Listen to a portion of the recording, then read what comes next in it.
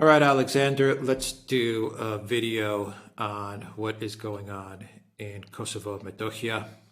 And it looks like a conflict is being stirred up. And it comes at a very interesting time because you have a lot of EU officials and even EU parliaments, including the Parliament of the Netherlands, which are very upset with Serbia because they refuse to place sanctions on Russia. This is true, actually. The Parliament in the Netherlands actually passed, or they voted. They're going to vote on, or they've passed. I'm going to pull up the story right now. The lower house of the Dutch Parliament passed a resolution calling for the European Commission to be given the power to punish Serbia for refusing to join European Union sanctions against Russia. Why do I say this? What does this have to do with Kosovo and Metohija? Well, I think a lot, actually. And I think they're putting Serbia in a very difficult situation. And all Serbia is doing is following the 1244 UN resolution. And they are following it, it seems, by the letter, but not good enough for the powers that be. Well, let's just unpack what you've just said. I think that you've actually identified the whole cause of this entire crisis. Serbia refuses to impose sanctions on Russia. It is politically impossible for the Serbian government, this existing Serbian government, President Vucic's government, to impose sanctions on Russia. Serbian public opinion is strongly against this. So, of course, what you see in response is a concerted attempt by the European authorities, the Western authorities, the NATO authorities, to pressure Serbia, to bully Serbia into submission. In other words, sanctions, imposing sanctions on another country is no longer the sovereign right of a particular country. It is something that the European Union, the NATO powers, will oblige a particular country to do. So if country A doesn't want to impose sanctions on country B, well, if the US, the EU, the Dutch Parliament, those sort of people think that country A should impose sanctions on country B, then they will put enormous pressure on country A to impose sanctions on country B. It shows you how expansive this doctrine of sanctions is becoming, how it's essentially a kind of sanctions imperialism now. You know, you either join us or we come after you. Because the situation with Serbia and Kosovo is never fully stable. There's always tensions. Serbia doesn't and cannot recognize Kosovo's independence. Serbian public opinion overwhelmingly opposes that. President Vucic's government would certainly not survive if he were to take such a step, or at least such a step in that kind of straightforward way. Nor can the government of Serbia simply abandon the Serb population in Kosovo, which is a, population that has been there for centuries. It's a center of Serbian culture. He can't abandon them either. So you have a situation where clearly this crisis has now been manufactured. You've got the Kosovo authorities being given the green light to impose their authority on the Serb population in Kosovo. This, of course, directly violates UN Security Council resolutions, but then who remembers those? After all, the UN Security Council, after the end of the Yugoslav bombing war in 1999, reaffirmed that Kosovo remains a province of a region within Serbia, but of course that was, contradicted. It was set aside by the Bush administration when they decided to treat Kosovo as an independent state, recognize Kosovo as an independent state. The Serb government continues to cling to that legality. It is exercising its legal right to send people, troops, security forces into Kosovo to defend the Serb population there. But of course, in the kind of situation we now have, we are looking at a crisis in the Balkans. We're looking at an attempt essentially to create a crisis with Serbia. And of course, the intention ultimately is to change the government of Serbia, or at least to force it into alignment with Western policies over Russia. This has been a long-standing project, by the way. It's been going on long before the crisis in Ukraine. We've seen how the Western powers have been trying to put pressure on Serbia, well, for much more than a decade. How they've been whittling away Serb influence in places like Montenegro, how they've been trying to isolate Serbia in the region, and of course now they're trying to go for Serbia itself. The risk they run is that they will start a war in the Balkans, which could spiral out of control. So you would have another war in the Balkans, in Europe, alongside the even bigger war we've got in Ukraine. And I have to say this, I suspect that if there was a war, the Western powers would discover that Serbia was a much tougher proposition to deal with than they imagine. But when did the neocons who run policy in Washington and Brussels ever show any capacity to see that? When have they ever shown a willingness to put their gears into reverse? Yeah, on the 15th of December, the Pristina authorities, they are asking to become a candidate country of the European Union under the name of Republic of Kosovo. Of course, you have 5 countries which don't even recognize that such a country exists. Greece, Cyprus, Romania, Spain, of course, Spain, and Slovakia. So I think that's the tell. That application to become an EU country, to me, signals that what this is all about is a way for Europe for NATO and Europe to create this second front that they've been trying to create in this conflict with Russia. And it seems like they've settled on Kosovo and Metohija. That's going to be the region where they're hoping they can create a second front, or they're hoping they can distract Russia. They can put pressure on Serbia to switch sides, which would be a blow to Russia as well, because you break apart these allies. They've got all of these ideas in their head as to how to deal with the Serbs and the Russians, and it looks like they've settled on this formula of sending authorities in Pristina to cause disruptions in Serb areas, while at the same time getting Pristina to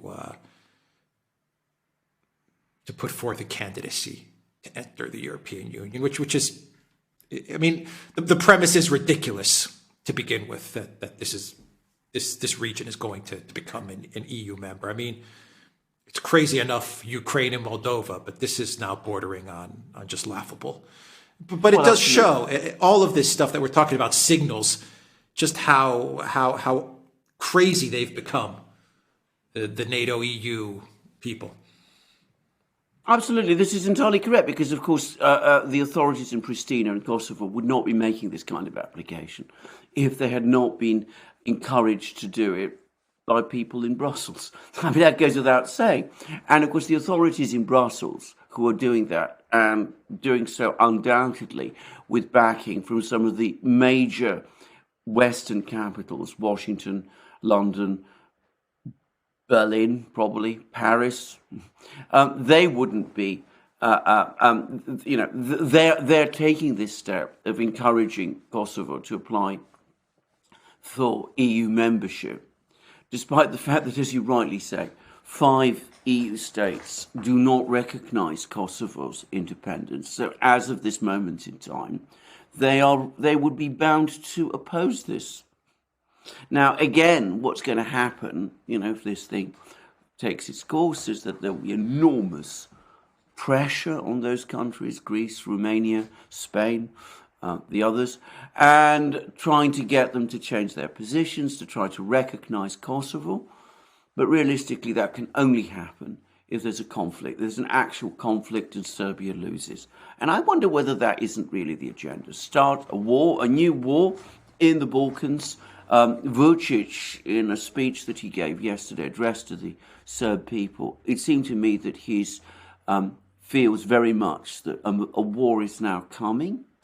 And whether the assumption, the calculus again, is that we can engineer a war and Serbia will lose, and that will demolish the Serb government that exists today, enable the Western powers to establish its own kind of protectorate over Serbia, isolating Russia further, because the only country in Europe that shows continued sympathy for Russia is Serbia.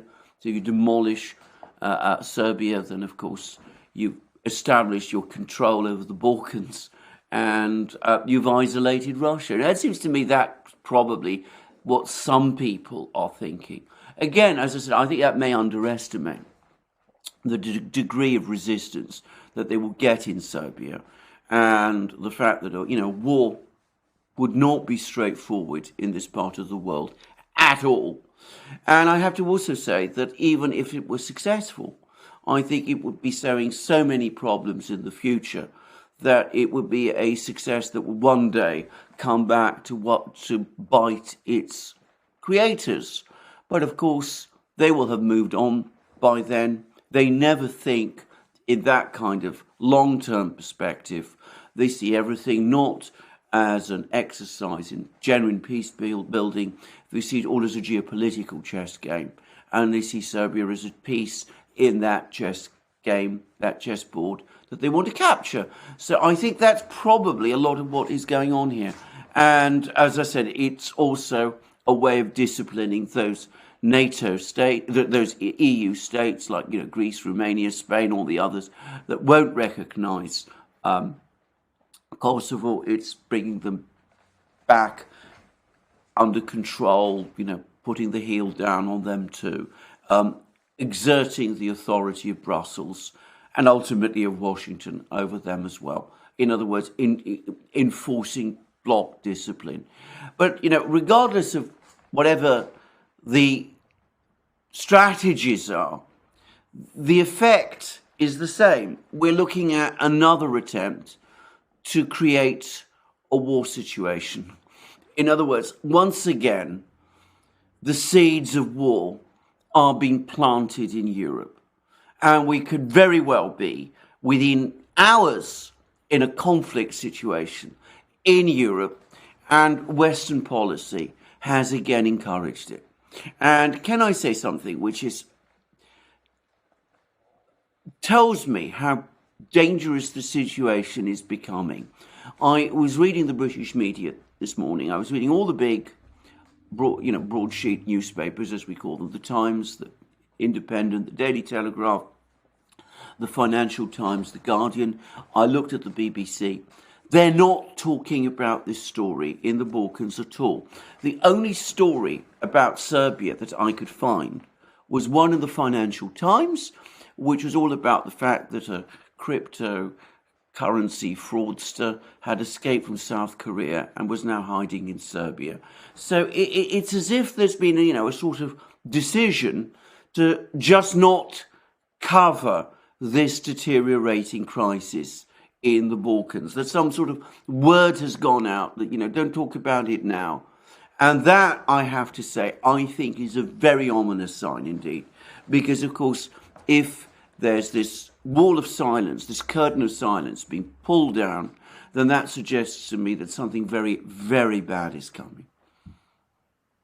Yeah, they're still trying to formulate the propaganda to demonize the Serbs, Exactly. and they haven't quite figured it out Exactly. yet. My guess is that they're probably waiting for Serbia. They probably want to goad Serbia into taking some sort of action in Kosovo Metohija, and that way they'll be able to frame it once again as the barbaric Serbs are attacking the poor, NATO protected people of Kosovo.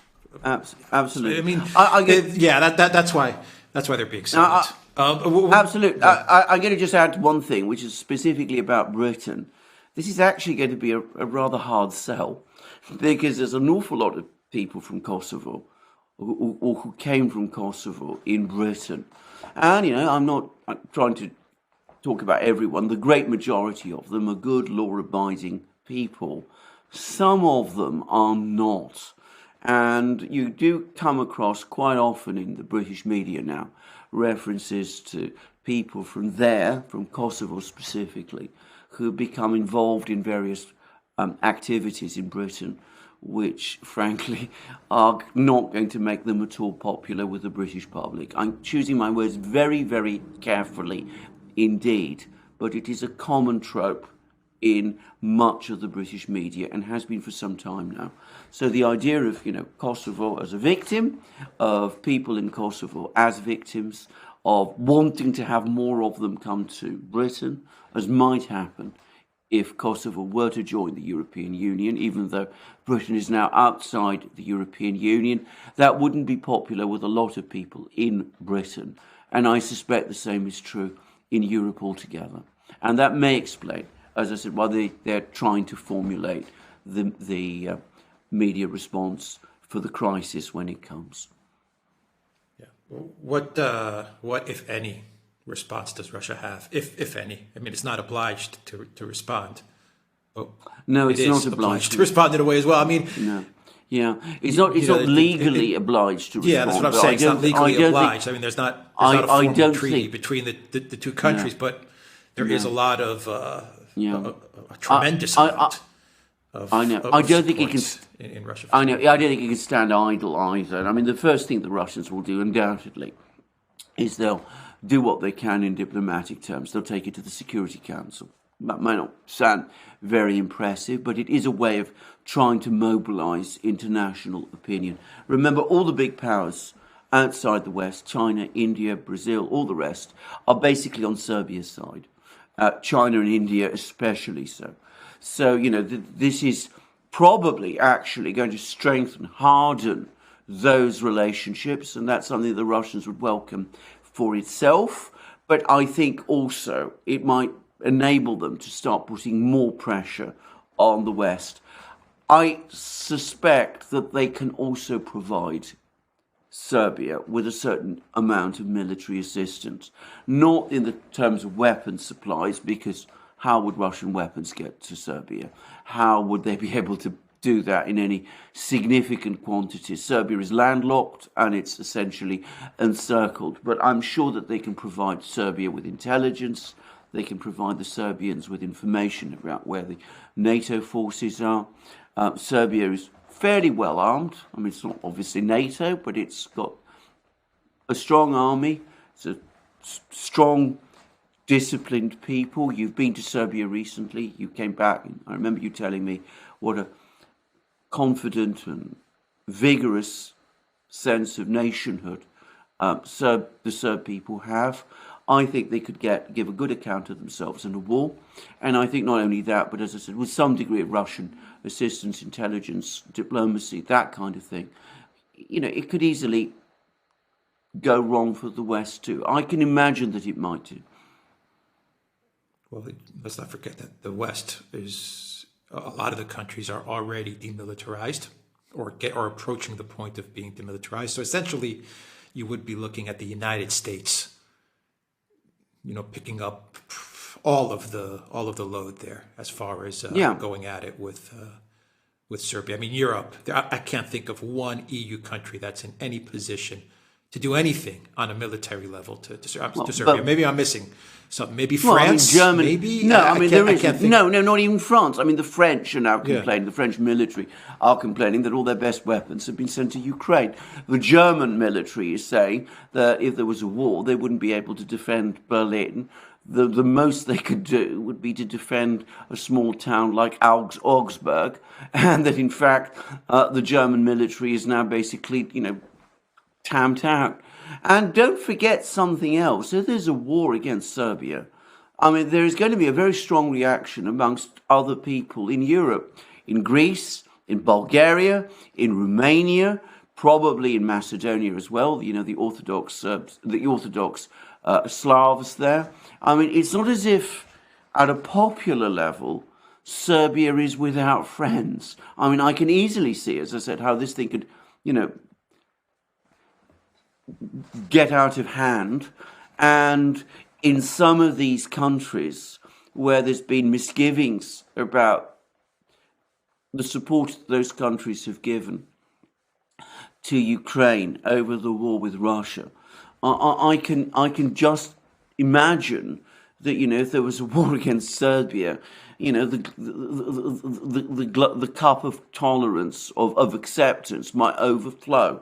People might start in these countries to start conflating Serbia with Russia and Ukraine. They might start to see this as indeed a Western plot, and I can very well imagine that, as I said, this could provoke a crisis, and it could also radicalize feeling about the war in Ukraine and in Russia too. So, don't underestimate these things. I'm not saying these things will happen, but I wouldn't be surprised. So you're absolutely right. It would have to be the United States. It would have to some extent to be Britain. The French could deploy their air force, presumably. I don't know what Meloni and the Italians would do, but perhaps they'd go along. They have long-standing relationships with Albania. I can't imagine it would be popular there, but who's to say? But undoubtedly they can outgun Serbia, but the Serbs would be defending themselves. It's a very coherent society, and as I said, it's not without friends. So I think this is a very risky move that some people are taking, and I can very, very easily see how it could spin out of control. And regardless, even if it doesn't, it again shows the recklessness and cynicism and ruthlessness of those who drive Western foreign policy. And sooner or later, I mean, it is inevitable that this kind of approach to international relations is going to go to smash. I mean, it is already to some extent done in Ukraine, which we'll come to soon, I think, in another program. But, playing these kind of dangerous games in the Balkans is beyond reckless. Yeah. This whole Pristina, Republic of Kosovo we have to enter the EU. It is the same tricks that they played with Zelensky. We have to become a NATO member. We have to become a NATO member. They pulled the same stuff with Maidan in 2014. The whole thing is, the hypocrisy over Serbia's right to request their soldiers to enter Kosovo under a UN resolution. But the collective West is now denying Serbia that right. So now this UN resolution, we have to ignore this. Yeah, we can ignore this. They're already calling it aggression. Yeah. Mm-hmm. Well, absolutely. Yeah, I mean, right. We can ignore this. Well, absolutely. I mean, they discover legality when it suits them, and they forget it when it suits them. I mean, they've shown that pattern with all the UN Security Council resolutions that I can think of. I mean, like the International Court's opinion on Kosovo applies to Kosovo, but it doesn't apply to Crimea or Donbass. Nobody's ever explained why. But, that's the way in which the Western powers behave.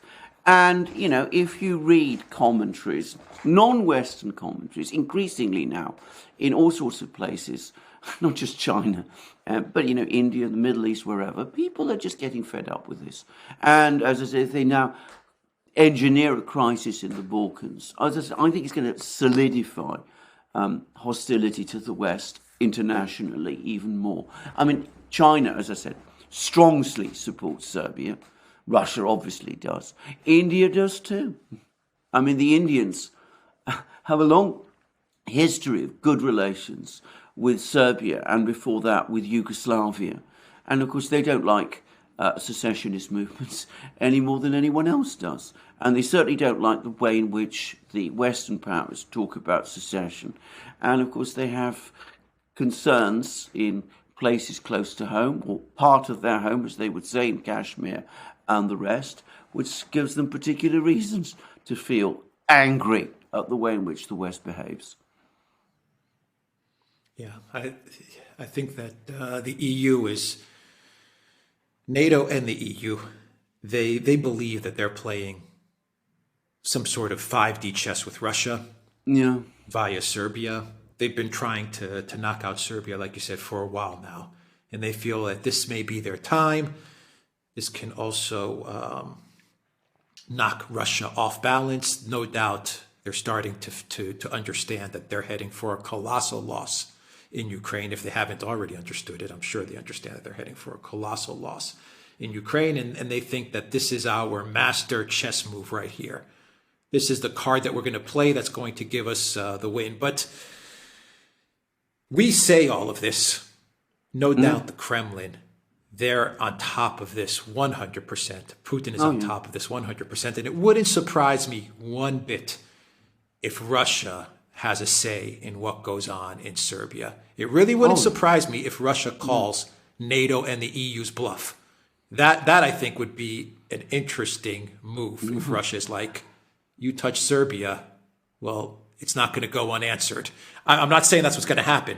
And I don't know what the Kremlin may be up to. But there's no doubt that they're watching everything very carefully. And I think they have their moves planned out. They're not going to let Serbia get run over by NATO this time around. They're not going to let it happen.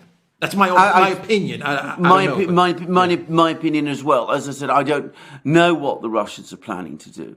As I said, difficult for them to intervene militarily, given, as I said, Serbia is effectively encircled. But that's not to say that the Russians aren't in a position to do many things. And of course, they will have game planned this because they'll have known that this was coming over many years. I mean, they could see it just as we could see it.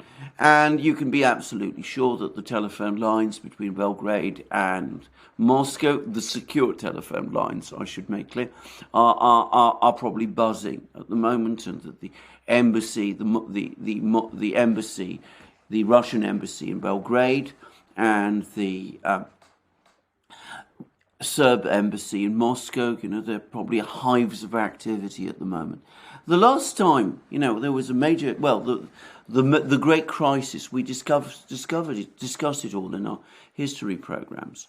The last time there was a great crisis, the one that started the crisis of the 20th century, arose because the Western powers underestimated the extent of Russia's sense of obligation towards Serbia. And I'm talking about the events of 1914.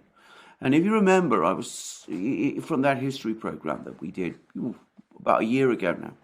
We made the point over the course of it that when there were the discussions in Vienna and Berlin, which led up to the First World War, nobody was, there were only one official, the Hungarian official, was going around and asking, what will the Russians do? And there was a sense that, the Russians weren't even in the game. And of course they were in the game, and we know what happened. They may be making the same mistake again. These people in Europe and in NATO are absolutely dangerous.